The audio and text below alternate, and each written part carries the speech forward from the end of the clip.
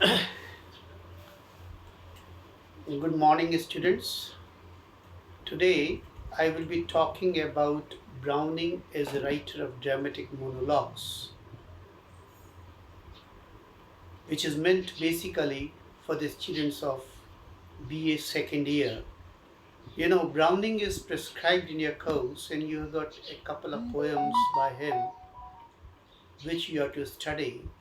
And the two poems which are there, Last Ride Together and My Last Touches, both of them are perfect dramatic monologues. Now, the first thing is what a monologue is. Actually, the word monologue is made up of two words, mono and log. Mono means one, single, and log means speech. Now, monologue, if read as a word, it simply means that there is only one speaker in the whole poem who is speaking, but similar thing also happens even in a soliloquy. A soliloquy again is a word which is derived of which is made up of two words, solo and loci. Solo again means one and loci means speech. There is a basic difference between monologue and soliloquy, and the difference is that in monologue there is always the presence of a passive listener who does not speak, who does not participate, who is simply listening to what the narrator or the speaker is speaking out. But in soliloquy there is only one speaker, and the speaker is not at all conscious about the presence of anybody listening to him. Basically, soliloquy is a kind of loud thinking. He is talking to himself, he or she, whosoever the narrator is, he is talking to himself and he is just giving expression to his inner thoughts and ideas. So that is a basic difference. Now, Browning is a great writer, perhaps the master of this technique of poetry called a dramatic monologue. We may recall that Browning wanted to be a dramatist in his life, and he started his literary career as a dramatist. He wrote a number of plays, and those plays were performed. A few of them they were performed. There were only a few performances of his plays, but Browning did not succeed as a playwright. There were two or three basic reasons because of which his plays failed on the stage. The first thing was that Browning basically was a psychologist. He was basically interested in the reaction, not in the action. While drama implies action, so Browning was basically a philosopher of dramaturgy, or a person, a psychologist who was more interested in reaction than in action. And therefore, his plays did not succeed on the stage. Secondly, we may recall that Browning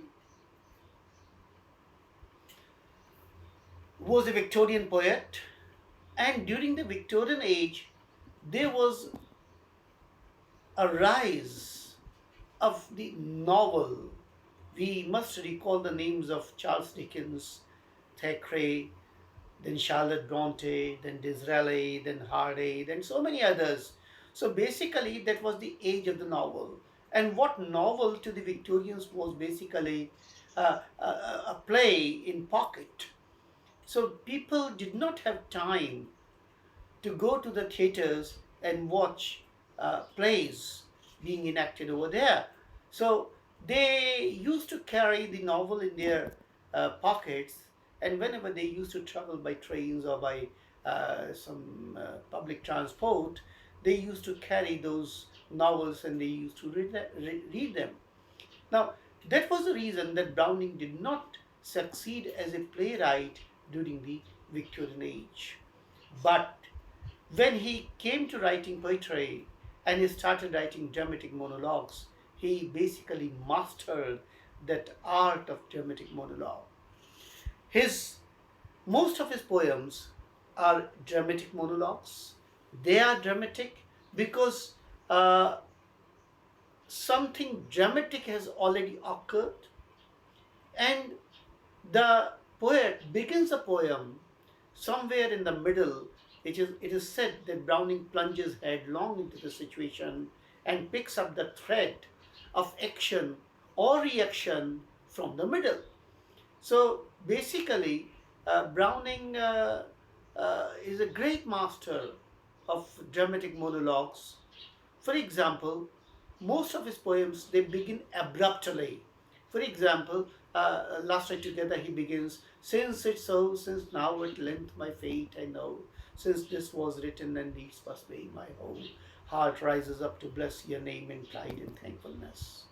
Now, just say how he begins a poem with the word since.